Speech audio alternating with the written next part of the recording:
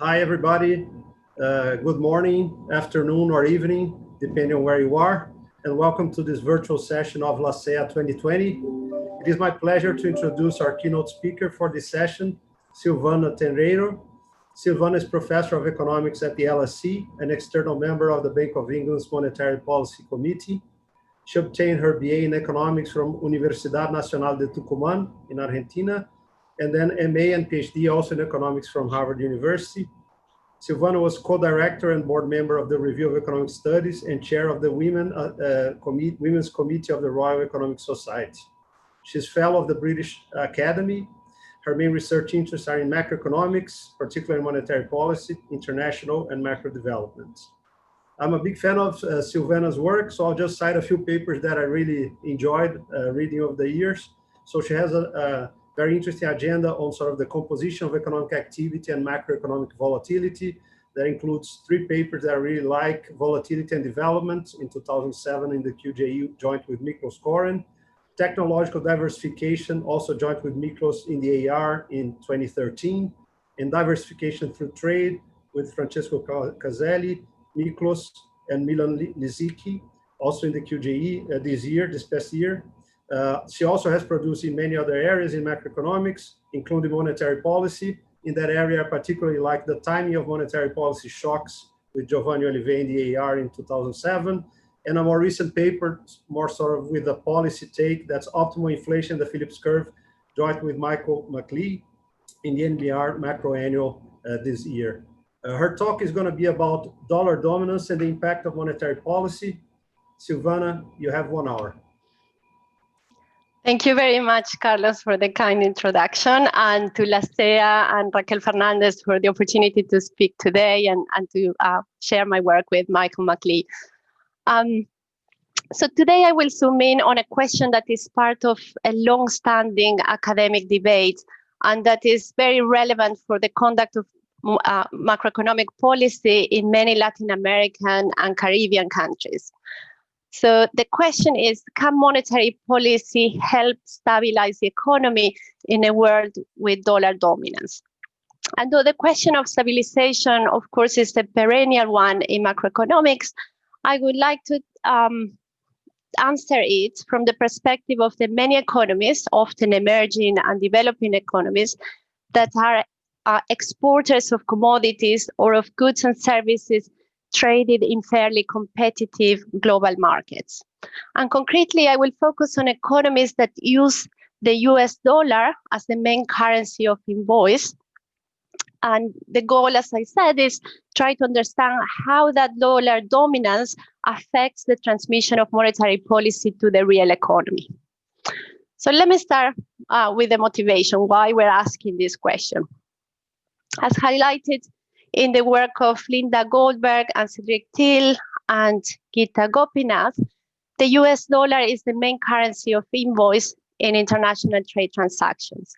Even though the trade with the United States is only around 10% of global international trade transactions, nearly 50% of international trade flows are invoiced in US dollars.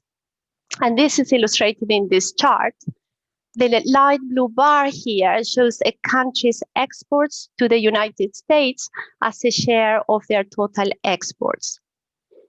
The dark blue bar shows the value of exports invoiced in US dollars as a share also of their exports. So the shares here are averages from 1999 to 2014. So, for example, what this chart says is that for the United Kingdom, to pick one, the share of exports for the United States over this period was 17%, while the share of UK exports invoiced in US dollars was nearly 30%.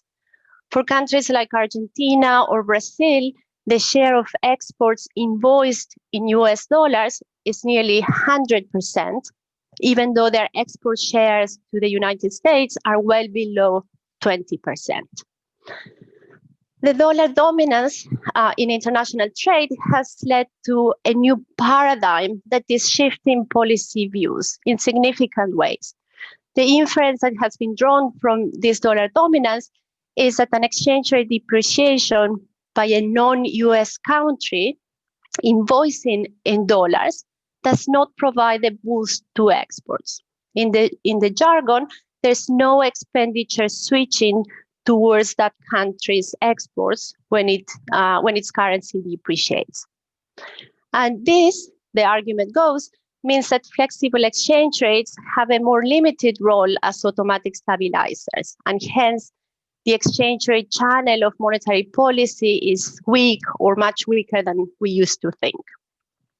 The implication for policy suggested by the IMF and the BIS is that other stabilization tools, perhaps even capital controls, should be deployed more heavily because exchange rate adjustments are not effective as automatic stabilizers.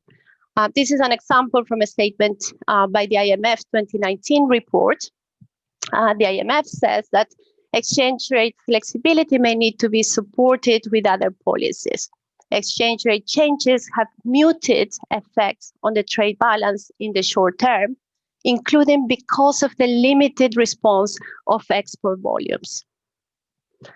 So again, the policy view shaping up is that the exchange rates have muted effects on the trade balance and on exports. Why is this? Well, there are two key assumptions underlying the thinking behind the dominant currency paradigm. And they will be familiar to those of you who have studied the new Keynesian model. The first assumption is that exporters have monopoly power. And the second is that prices are sticky. And in the dominant currency framework, they're sticky in dollars. If prices are sticky in US dollars, an exchange rate depreciation by a non-US country does not change the export price in dollars. Hence, in this conceptual model, there's no expenditure switching towards that country's products. In other words, there's no increase in demand or in demand quantities. These assumptions, which are very strong, are much less likely to hold outside the US. Many developing and emerging country producers tend to be price takers in international markets. They export commodities or commodity-like products with little, if any, market power.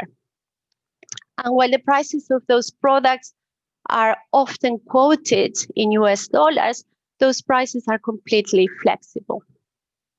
I should add that even in advanced economies like the United Kingdom, producers often face very elastic demands in global markets with quite flexible prices. But let me go to these points in more detail. This graph here illustrates the logic underlying the dominant currency paradigm. This is an exporter with monopoly power facing a downward sloping demand curve. The monopolist sets the price so as to maximize its profits. So this is the price that it sets. And that price is assumed to be sticky in dollars. My axis here, my y-axis is in dollars. A depreciation of the currency lowers the cost of production expressed in dollar terms. Think of labor cost or commercial real estate rents or other non-tradable inputs entering the cost base of these producers.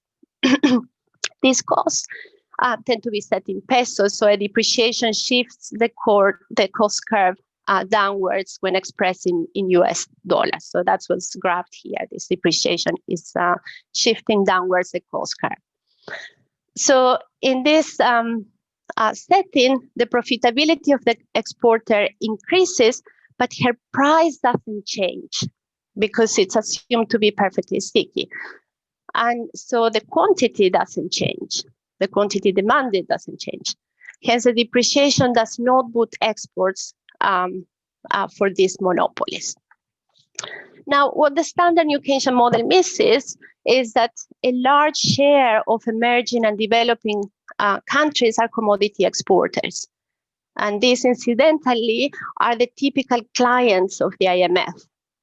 Commodity producers face perfectly elastic demands, as illustrated in this graph, and their prices are fully flexible. Yet, these prices do not move with the depreciation of the domestic currency.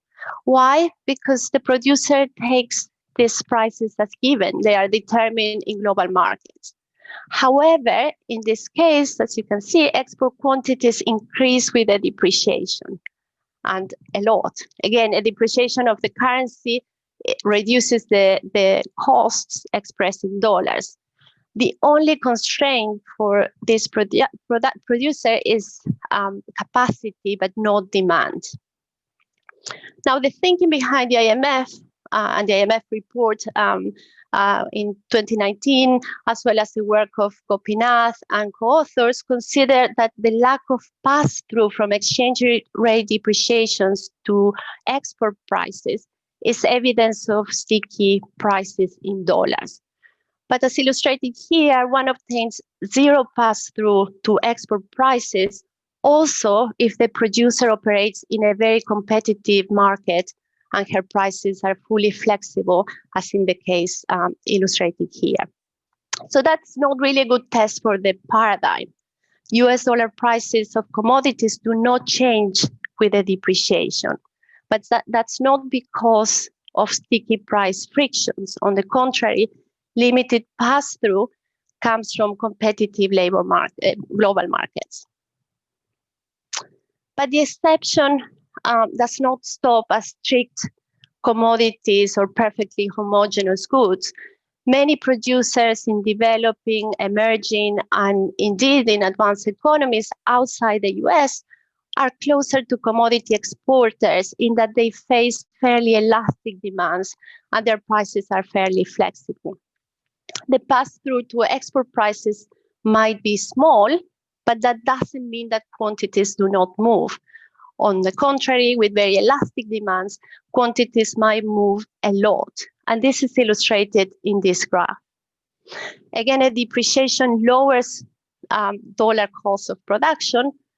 Prices change little because demands are highly elastic, but exported quantities increase a lot.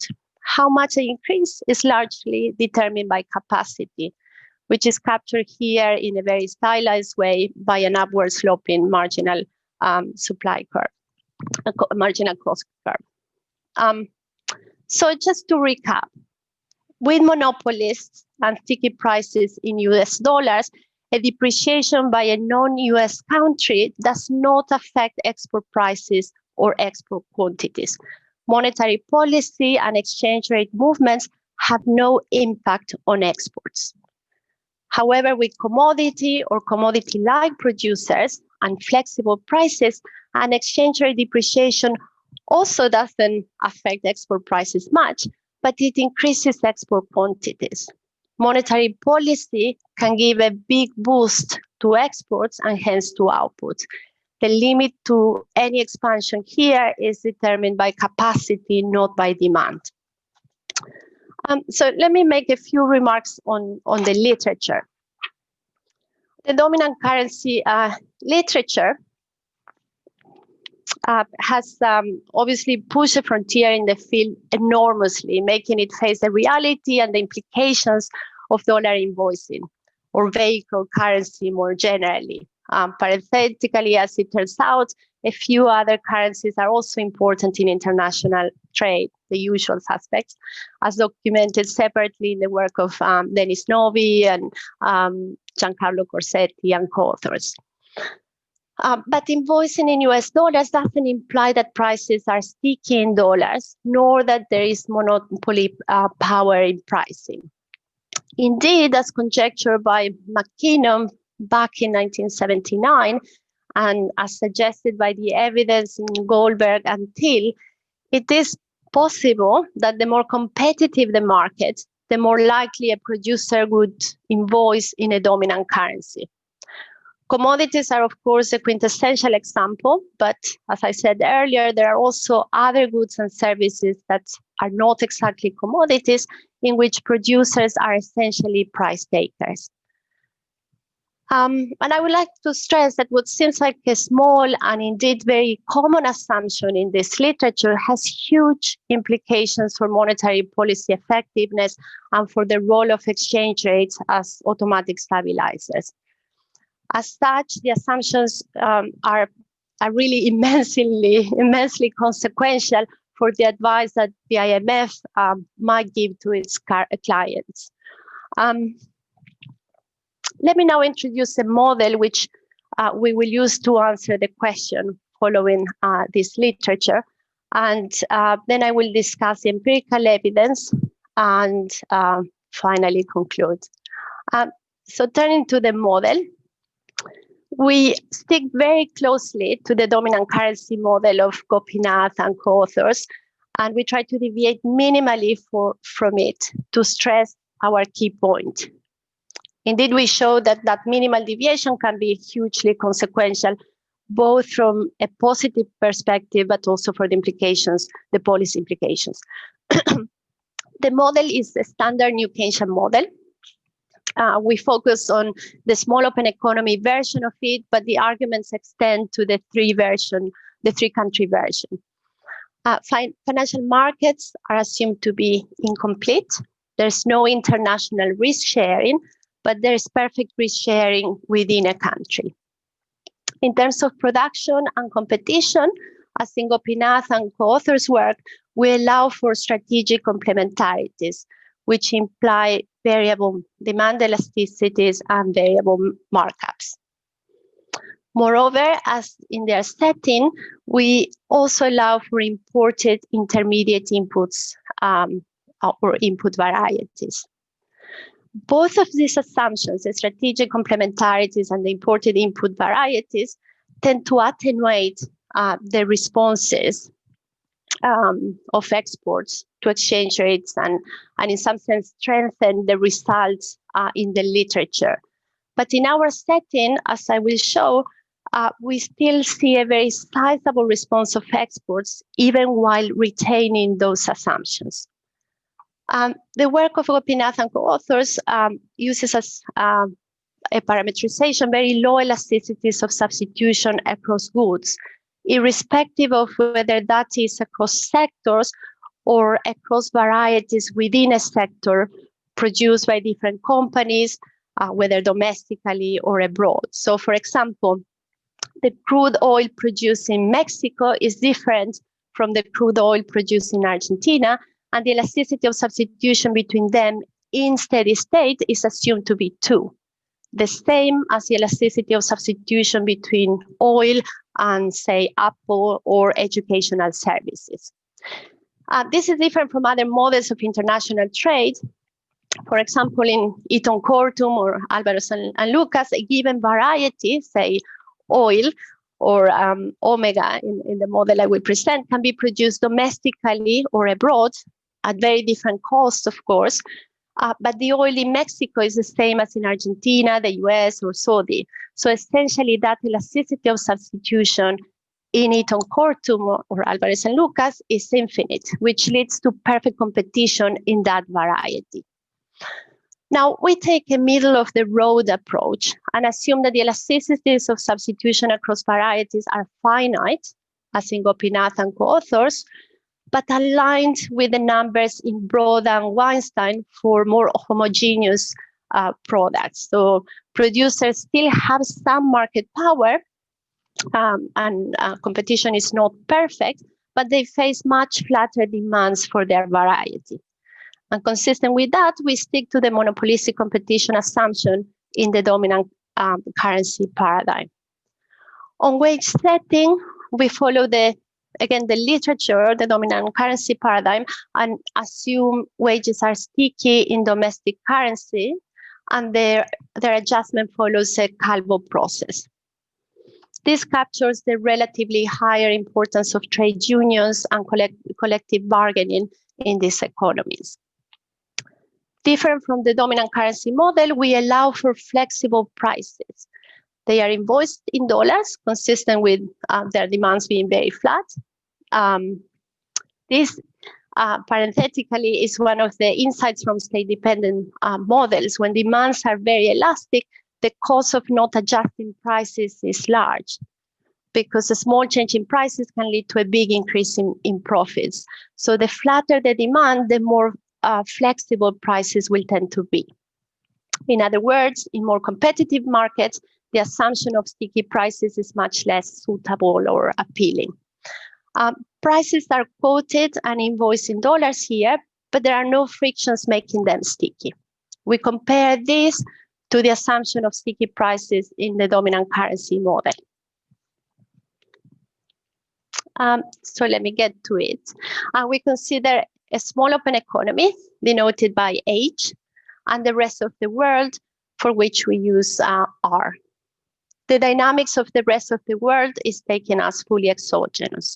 So implicitly, this subsumes both the US itself, but also other third countries where exports may also be invoiced in dollars. We defined as epsilon dollar H, the price of a dollar in pesos, or the home currency. And so an increase in epsilon or more pesos to buy a dollar represents a depreciation of the home currency.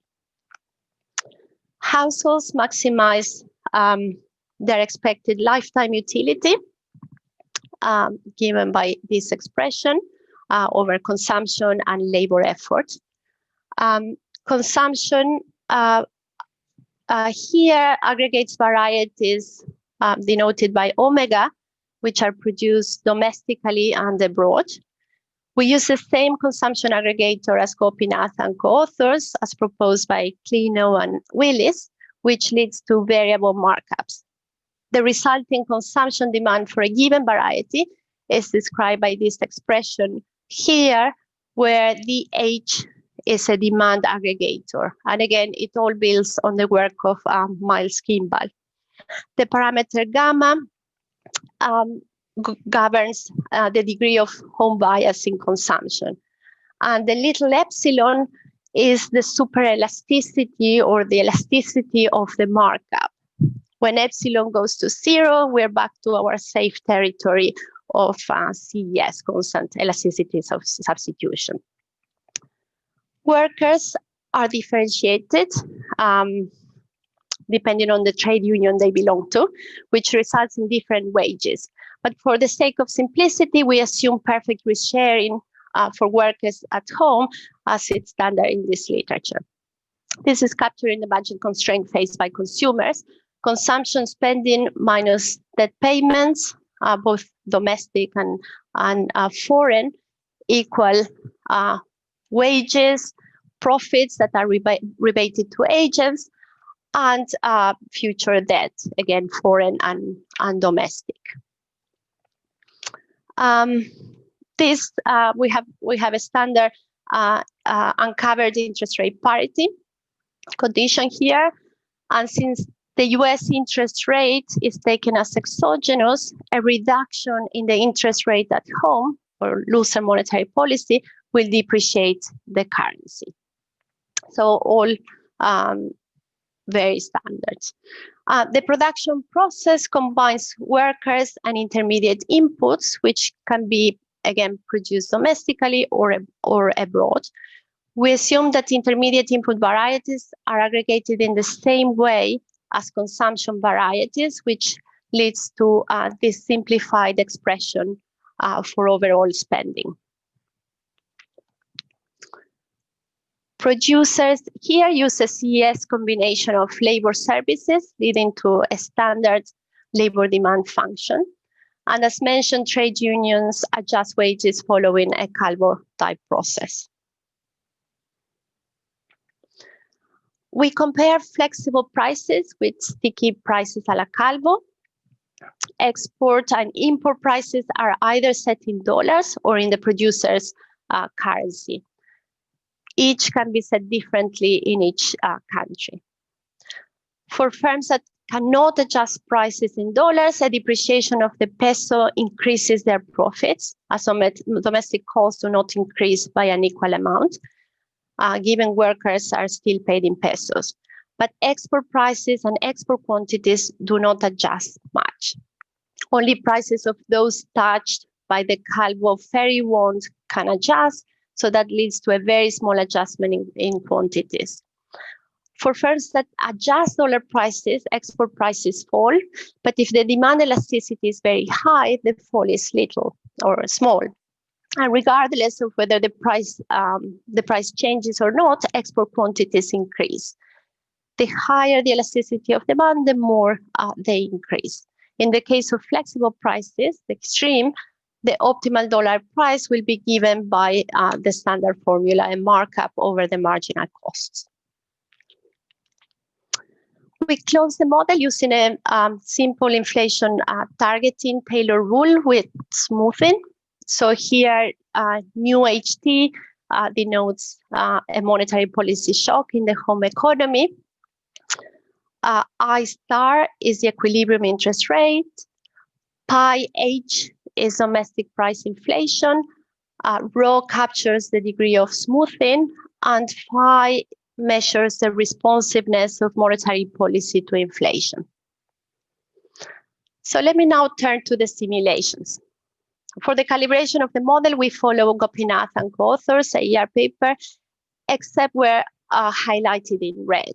In particular, for the steady state elasticity of substitution across varieties, we use values between 2, as in Gopinath and co-authors, and 17, the elasticity of substitution for more homogeneous goods in Broda and Weinstein's research. For price rigidity, we explore values between 0 and 0.75, the assumption, again, in Gopinath and co-authors, the latter one, implying that prices adjust about once a year. Our parameterization of the monetary policy rule is slightly different, as we only feature inflation targeting here without any weight on the output gap. And this will help us isolate the effect of different exchange rates across the two models. But we also play a little bit with those parameters to test sensitivity. So let me describe what happens when there is a monetary policy expansion in the dominant currency paradigm of low elasticities of substitution and sticky dollar prices. These are depicted here in blue. The monetary policy shock leads to a fall in the interest rate and in turn a sharp depreciation of the peso, illustrated here. Again, I'm looking at the blue line. As said, the export prices expressed in US dollar barely change. The same is true for dollar import prices. The scales are not exactly comparable, but these are very small changes. The depreciation causes a rise in peso import prices, and that's what we see reflected in CPI inflation here. But the determinant of export quantities is the dollar export price. With this little change, export quantities barely move despite the large depreciation. The trade balance does improve a bit, but that mainly comes through the import compression. For exporters, nominal wages adjust very little, so profitability ends up increasing. Now, this dollar pricing framework is usually contrasted with the Mandel-Fleming assumption of producer currency pricing, shown here in the black dashed lines. Prices here are sticky in the producer's currency. In that case, pass-through of the depreciation to export prices is nearly complete. So you can see it here in the response of export prices, and we have a large increase in export volumes or quantities. So that's well known from the literature. The red lines here show the scenario under flexible prices, but retaining the very low elasticity of 2 assumed in the literature. With flexible prices, the dollar export price can adjust downwards, leading to a stronger response on export quantities. But given imported intermediates and a low demand elasticity, the supply response is fairly limited, so export volumes remain more muted than under producer pricing, still much larger than in the dominant currency literature. So let me now show you what happens when we assume a higher elasticity consistent with more homogeneous goods. This slide shows the effects.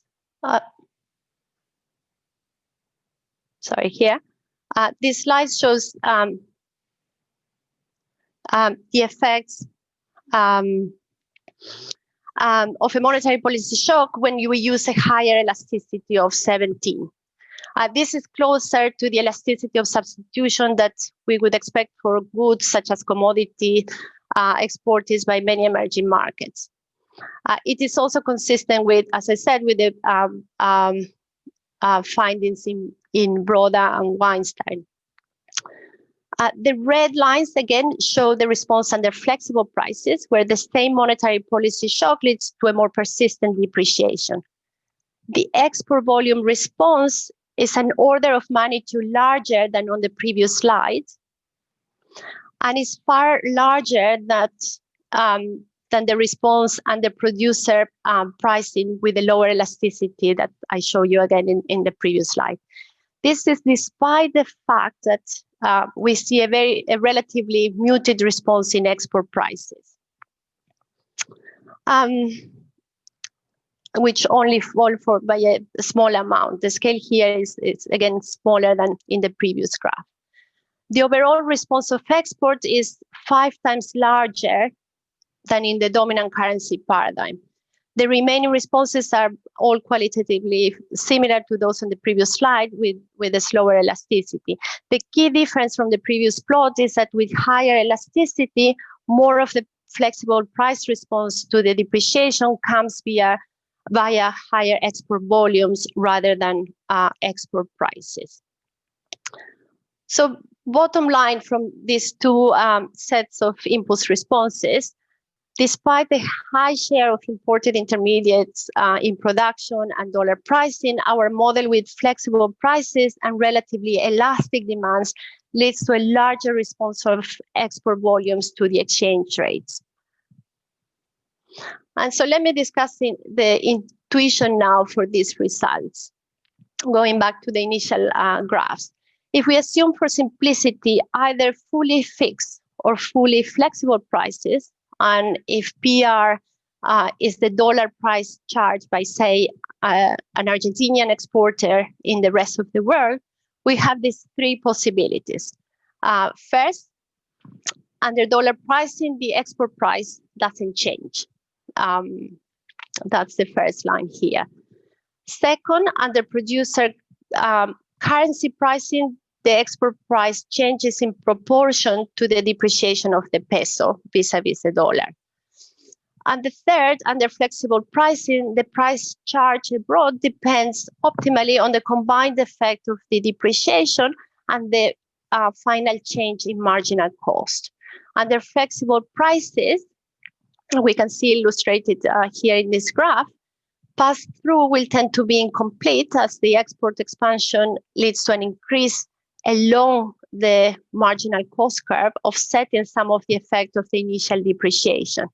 So the exact extent of pass-through will also depend on the markup here. But in a relatively competitive market, this is likely to be low, as in the case illustrated here. So let me now denote as YR the exports of the same Argentinian producer to the rest of the world. The change in his exports is simply driven by the change in prices given by this expression. And when the elasticity is high, the flexible price export volumes will adjust by a lot. This large quantity adjustment means that we have a large shift along and up the marginal cost curve. And as a consequence, the pass-through to prices is very limited. At the competitive limit, of course, the pass-through to prices becomes 0. That's when the demand is completely flat, or the elasticity of substitution becomes infinite. Now, let me make a few remarks. In reality, we have a mix of fully fixed and fully and perfectly flexible extremes. Some exporters adjust prices more frequently than others. Some face more or less elastic demands, and so on. So the key empirical question is which conditions are faced by dollar pricing exporters. The cost of not changing dollar prices, even by a little bit, are likely to be much higher if the elasticity of demand is high. So let's see what we find in the empirical evidence. This table just serves as a summary of the key differences between the two models. The dominant currency literature assumes exporters have high market power and face fairly inelastic demands. Our model, which is more geared to developing and emerging economies, assumes lower market power and higher elasticities of demand. The dominant currency literature assumes sticky prices, whereas we assume flexible prices, consistent with higher competition. Then both models will predict that pass-through from exchange rates to export prices in dollars will be very low. But crucially, their model, the dominant currency model, predicts no export quantity response, whereas our model predicts a large response of exports. Ultimately, in our model, the constraint is capacity, as I said, not demand. So what I will do now is go through the different assumptions and implications and argue why our model is more suitable to represent most economies outside the US, and certainly developing and emerging economies, which are more likely to be the clients of the IMF. And the first point is a theoretical point made by Bucket and Van Winkup. They suggested that producers with lower market power in homogeneous good markets will tend to price in foreign currencies, as they would stick very closely to the competitive prices in those markets. So this chart from Bucket and Van Winkup shows that the percentage of exports invoicing the producer's currency tends to increase with the market share of that producer, or conversely, as we reduce the market share of the producer, there's less invoicing in that producer's currency. This is echoed by arguments that go back to McKinnon in 1979 and by Goldberg and Thiel in their 2008 paper. Dollar pricing is more likely amongst exporters of more homogeneous goods, which face more elastic demands. This figure here from their 2008 paper shows a high positive correlation between countries' shares of exports invoiced in dollars and the shares of their exports that either go to the US or to non-US countries, but of homogeneous goods. In other words, dollar dominance is more relevant in our setting of elastic demands and flexible prices, commodities at the extreme, than in the monopoly sticky price setting assumed in the dominant currency literature. You can also see this in some of the results of an earlier paper by Gita Gopinath, Oleg Itzkowski, and Rigobon. This table here, which I also took from Goldberg and Thiel, shows the likelihood of vehicle currency pricing or dominant currency pricing, which will largely be dollar pricing, vis-a-vis producer currency pricing for Canadian imports. And it shows that the likelihood of dollar pricing is higher for intermediate levels of homogeneity in goods. It also decreases with the market share of the exporting country in that industry. In other words, the higher the market power, the less likely that there would be dollar pricing. And third, vehicle currency pricing increases with the intensity with which commodities are used as input in that industry. Again, this is all consistent with the notion that goods are priced in dollars when they have high demand elasticities. So how about price flexibility the other key assumption? Well, needless to say, commodity prices, even though they do not react to exchange rate fluctuations in the home economy, tend to be incredibly flexible and volatile. They change at very high frequency and by a lot. By continuity, many goods and services in competitive markets also see high frequency of price adjustments.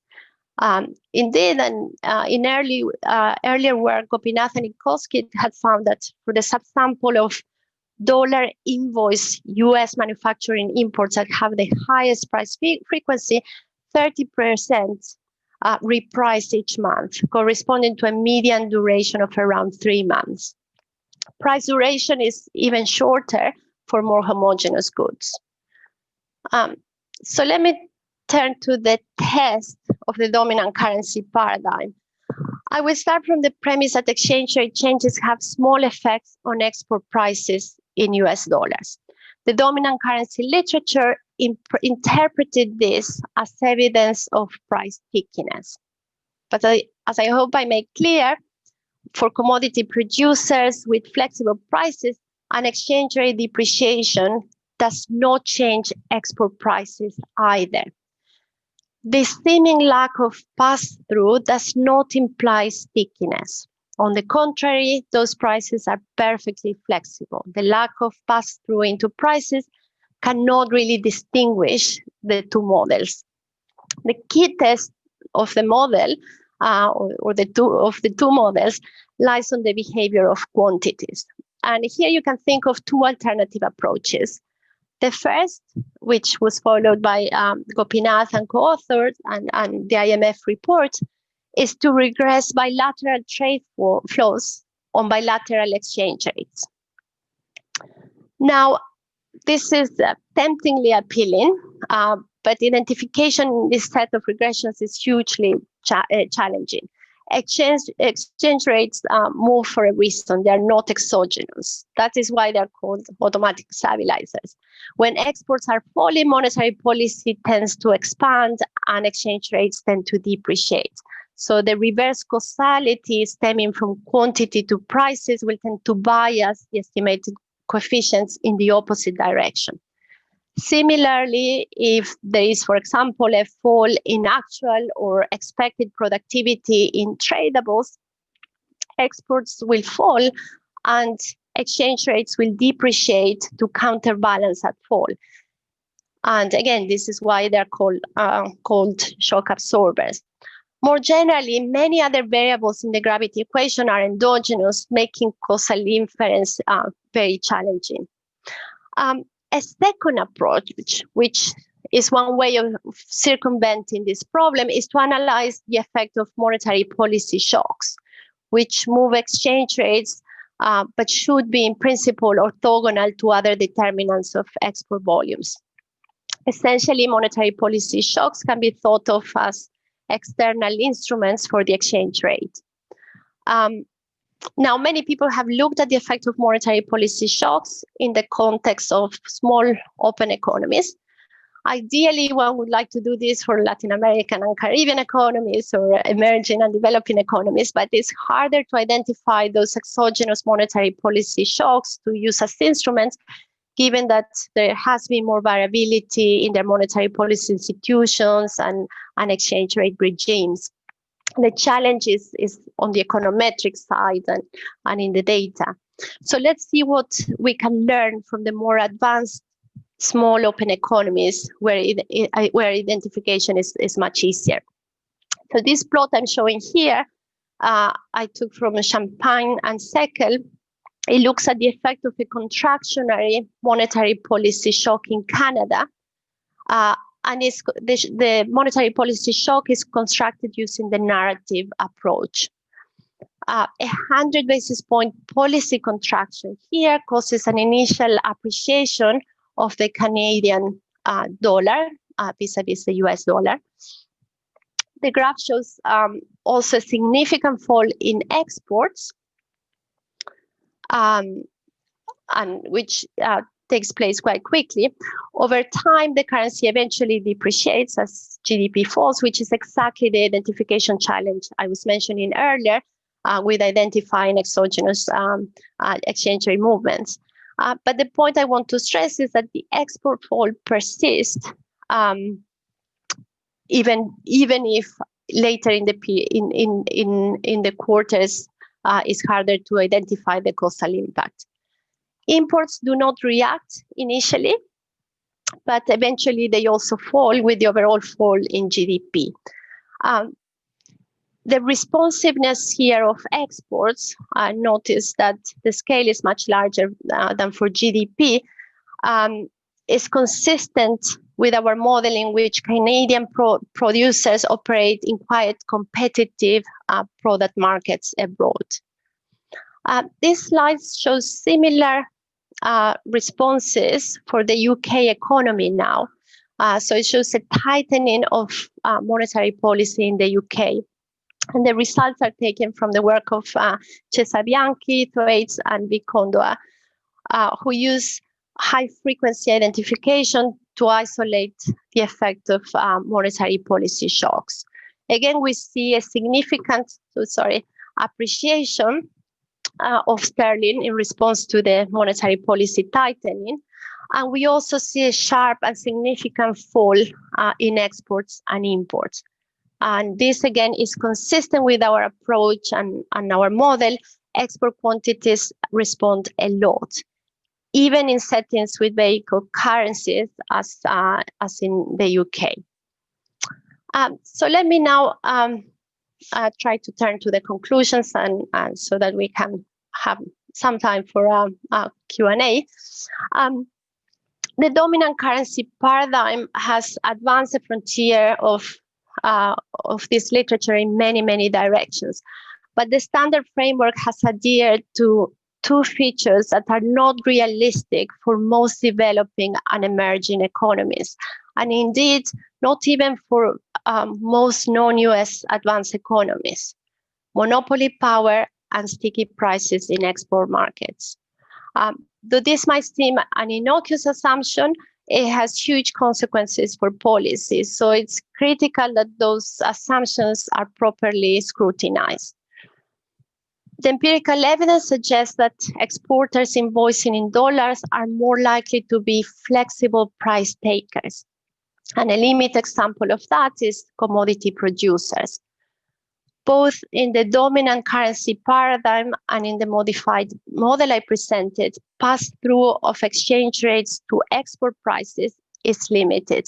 But the two models have hugely different implications for export quantities.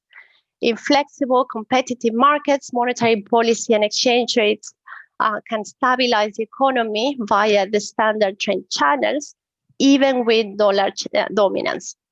And as I said, this is hugely important for countries deciding whether and how to conduct monetary policy to stabilize their economies. I will stop here, and I will be happy to take questions.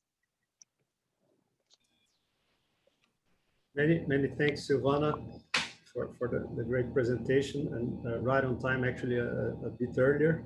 So respecting the budget with a lot of discipline. Let me remind everyone that if you want to pose questions, you need to use either the Q&A feature in Zoom or chat, and just send us our questions. So I'll start with one here, using the position of chairing the session. So I'm very sympathetic to the point that you guys are making, and the policy implications, right? Because we have been following this slight change in advice from the IMF, based on various pieces of evidence, but one of them being like the role that the exchange rate and the external adjustment plays in macro policy.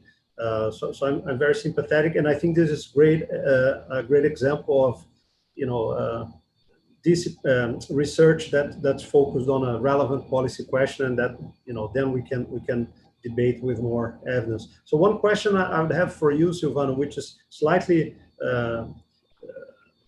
related to your point, but not quite central, has to do with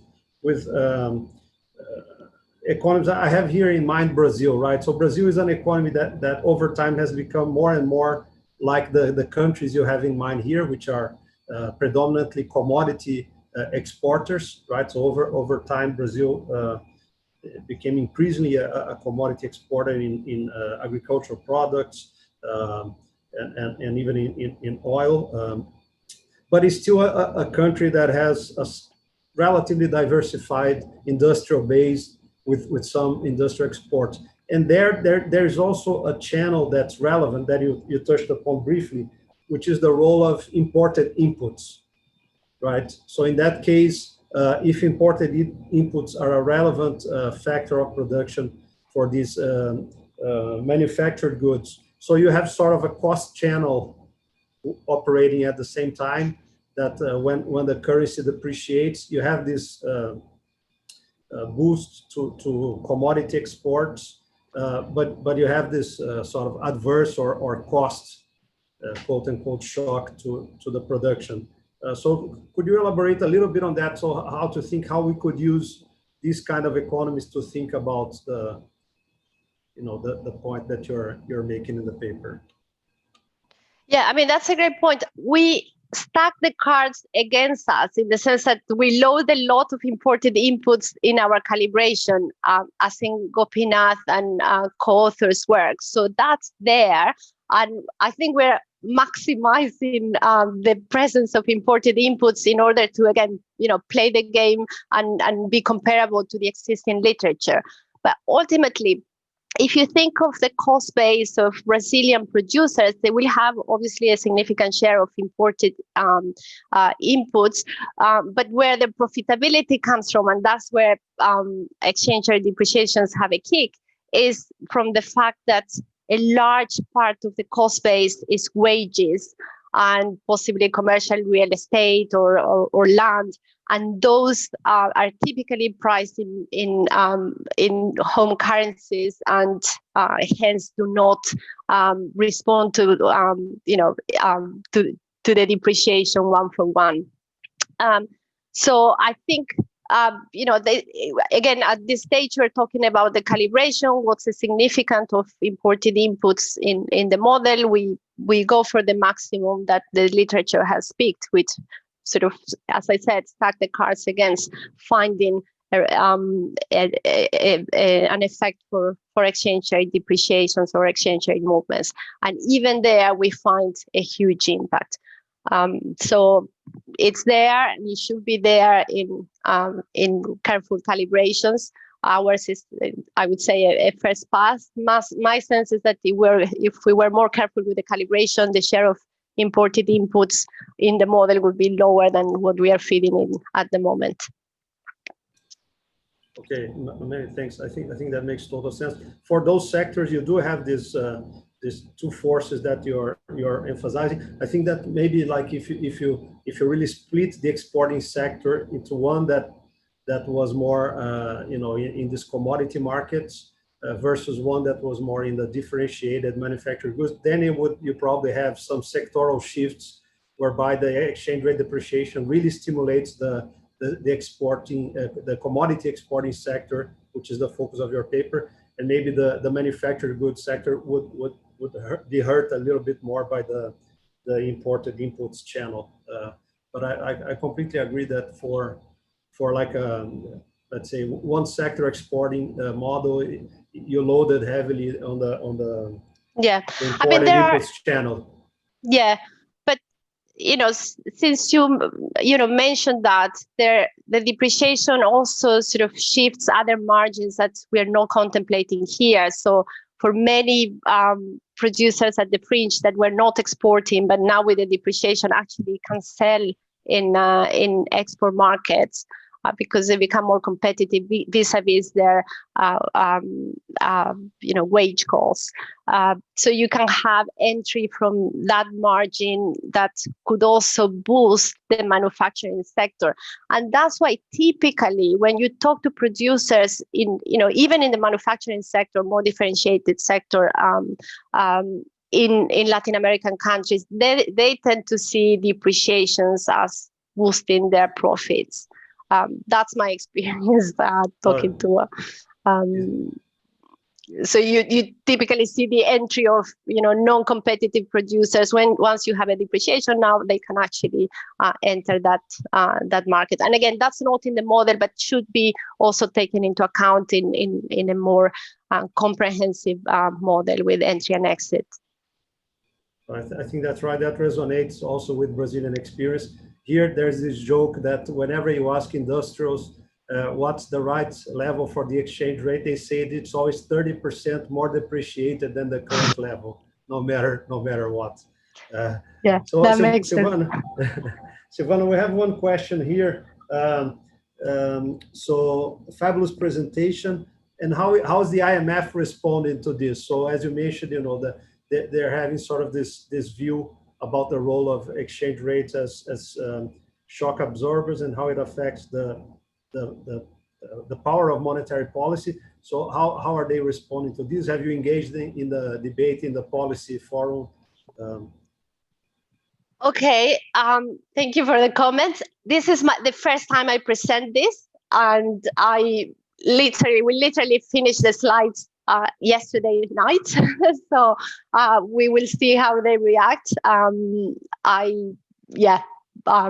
So I don't know. This is the first time I presented, and I haven't yet presented in the IMF or talked to the people there.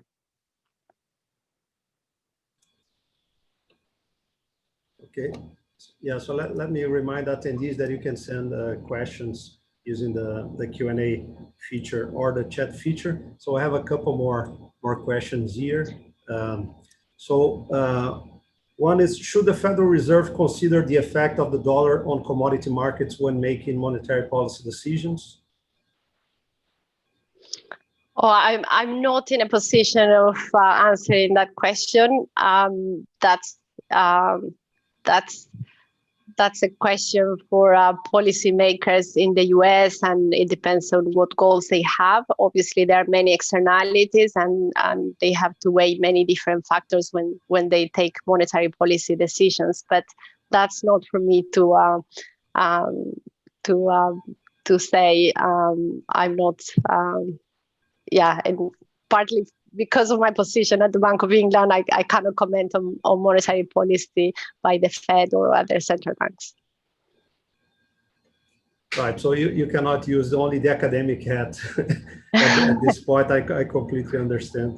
So another question, so what about the role of processing trade or within firm trade? Could they be potential candidates explaining dominant currency pricing?